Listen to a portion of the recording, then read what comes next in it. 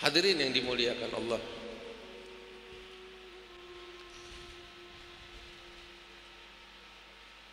sosok almarhum guru kita Al-Allamah Kiai Muhammad Syafi'i Hadzami, beliau sosok yang istimewa.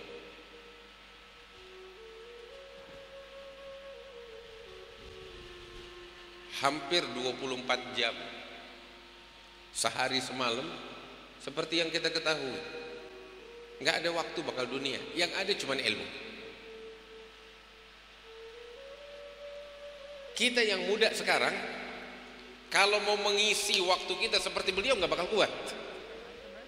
Beliau dengan usia tua itu satu hari bisa berapa puluh majelis yang beliau isi, dari sebelum subuh sampai datang tengah malam, nggak berhentinya, dari majelis ke majelis, dari ilmu ke ilmu.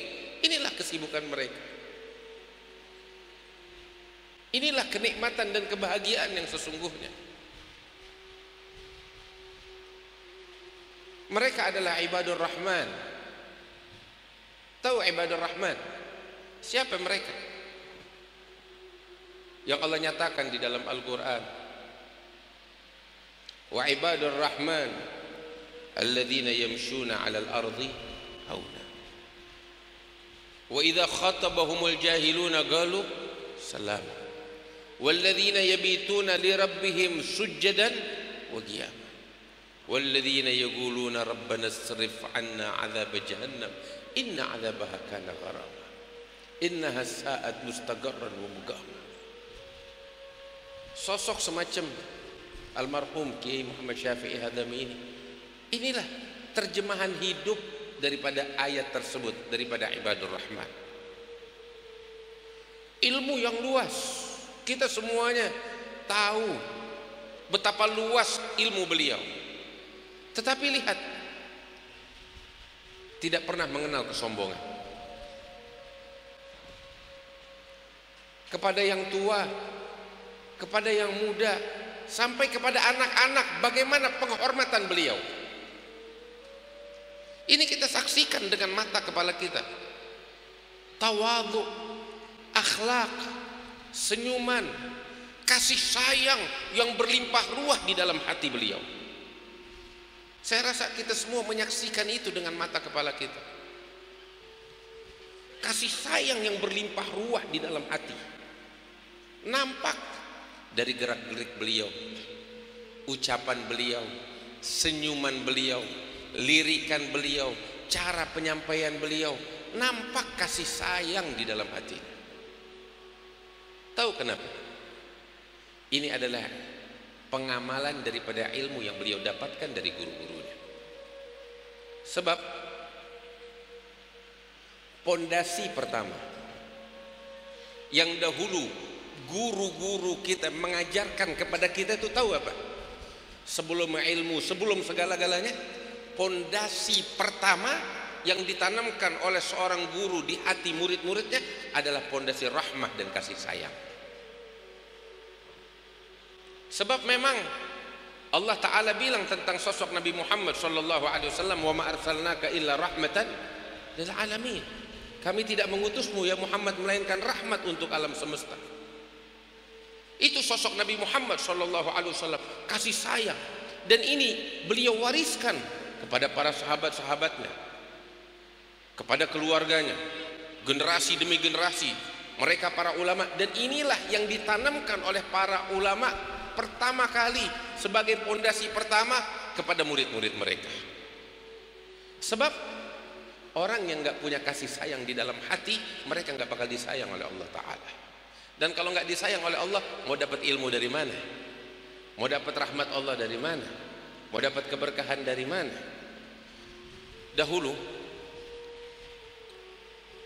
sampai kita di sini banyak para ulama, para kiai. Sampai kita tuh mengenal, diajarkan oleh guru-guru kita itu, seorang murid ketika pertama kali belajar dari gurunya, yang pertama disampaikan dari hadis Nabi Muhammad sallallahu alaihi wasallam, namanya hadithul musalsal bil awwaliyah. Tahu gak artinya hadithul musalsal bil awwaliyah itu apa? yaitu hadis yang turun temurun dari guru ke guru sampai ke atas guru-guru mereka, ya, itu sebagai hadis pertama. Maksudnya hadis pertama, pondasi pertama yang ditanamkan, yang disampaikan oleh seorang guru kepada muridnya. Guru sebelumnya juga menyampaikan hadis ini sebagai pondasi pertama yang mereka tanamkan untuk muridnya, dan begitu seterusnya turun temurun. Dan hadithul musalsal bil awwaliyah ini juga kita kenal dengan sebutan al musalsal bil rahmah. Hadis musalsal dengan rahmah dan kasih sayang. Ini pondasi pertama yang dahulu ditanamkan oleh guru-guru kita. Kakek kami Al-Allamah Al-Muhaddits Al-Habib Salim bin Ahmad bin Jendan, yang merupakan juga guru daripada beliau, Kiai Muhammad Syafi'i Adzami. Itu ketika beliau mengajar kepada murid-muridnya, yang pertama yang beliau tanamkan ini dia, kasih sayang. Beliau seorang ulama besar yang jasanya itu nggak mungkin bisa kita balas. Seorang yang dari sejak usia muda, dari sejak kecil beliau mengabdikan hidupnya untuk Allah. Dan pengabdian kepada Allah beliau terjemahkan dengan menuntut ilmu, dekat kepada para ulama-ulama, pergi ke berbagai penjuru hanya untuk menimba ilmu Nabi besar Muhammad sallallahu alaihi wasallam. Beliau datang kepada para habaib, di antaranya kakek kami ad-da'ilallah al-allamah al-habib Ali bin Abdurrahman al-Habashi Kuitang, kakek kami al-allamah al-muhaddits al-habib Salim bin Ahmad bin Jendan, dan juga kepada al-habib Ali bin Husain al-Attas, salah satu guru beliau dan juga merupakan salah satu silsilah sanad beliau, sanad keilmuan beliau, al-habib Ali bin Husain al-Attas. Hadirin yang dimuliakan Allah, hal yang semacam ini yang patut kita tiru.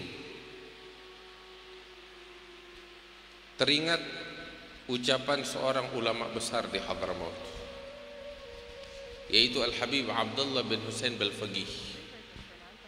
Beliau pernah mengatakan, laqad fatani min khiyarin nas kam rajulin ma faraga dzikra tulal umri wal kutuba bakka lailatihi sajjadu khalwatihi min khawfi malikihi yasta'dhibu at-ta'aba lahu ishtighalu bihifdhi as-sirri an dakhalin laythu an-nizali idza ma 'araka ar-rukaba. Al-Habib Abdullah bin Husain Balfaqih beliau mengatakan, wa kam fatani min khiyarin nas, laqad fatani min khiyarin nas, aku ini udah kehilangan banyak manusia-manusia hebat dengan wafat mereka. Siapa mereka manusia-manusia hebat ini?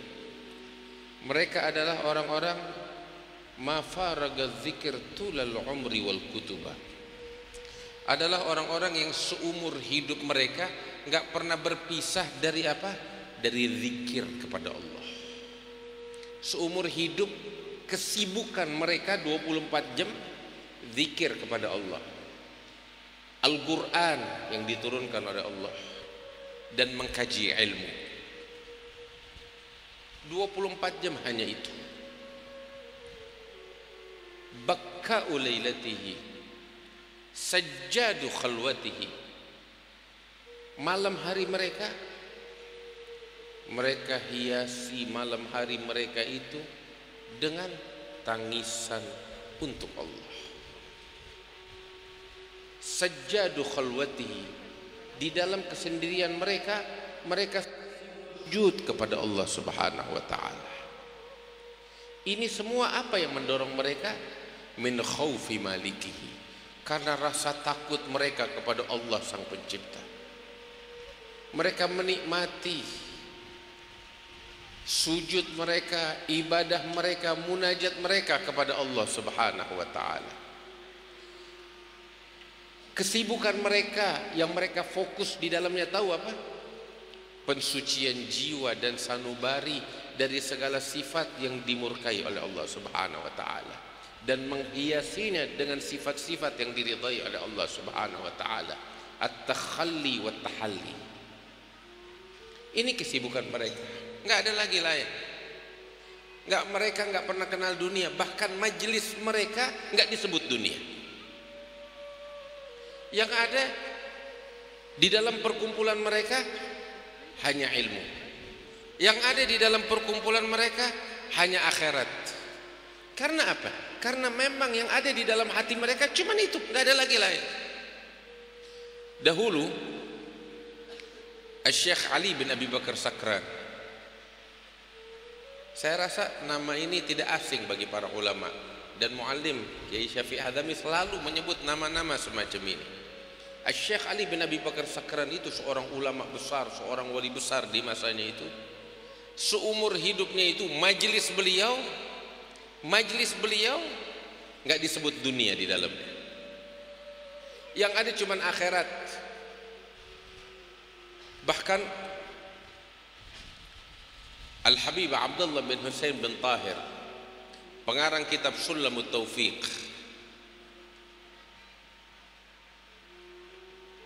itu ketika beliau tinggal di kampungnya, yaitu di kota Masilah, beliau mengajar, beliau berdakwah, beliau menyampaikan ini ilmu. Itu orang-orang yang hadir bersama beliau,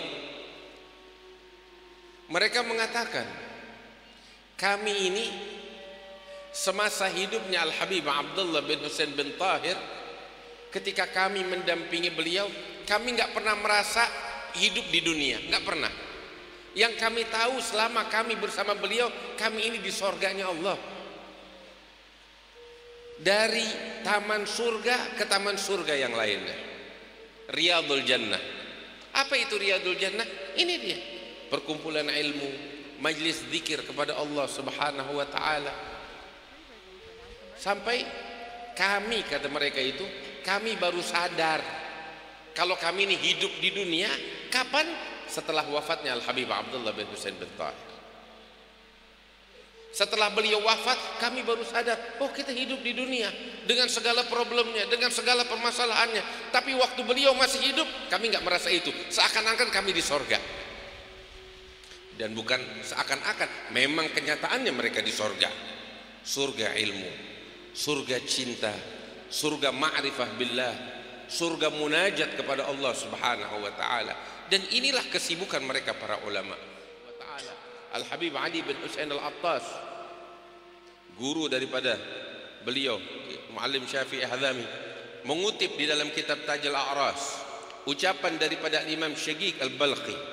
Beliau katakan, man lam yarham ar-rajul as-su' fa huwa aswa minhu halan. Orang yang tidak mengasihi orang jahat, maka dia lebih jahat daripada orang jahat tersebut. Naudzubillah. Kenapa? Sebab la tunza'ur rahmah illa min syaqi. Kasih sayang nggak bakal dicabut dari hati seseorang, melainkan adalah hati orang yang sial, orang yang syaqi di mata Allah Subhanahu wa taala. Naudzubillah. Hadirin yang dimuliakan Allah, ini ajaran orang-orang tua kita. Ini ajaran guru-guru kita. Menebar kasih sayang, menebar rahmah, menebar kedamaian. Inilah yang mereka ajarkan, dan inilah yang kita saksikan dari mereka turun-temurun semuanya. Kita nggak pernah melihat mereka mencaci. Kita tidak pernah melihat mereka memaki. Tidak pernah melihat mereka berghibah, menyebutkan kejelekan orang lain. Tahu kenapa? Sebab hati mereka nggak punya itu. Yang ada di dalam hati mereka hanyalah kesucian.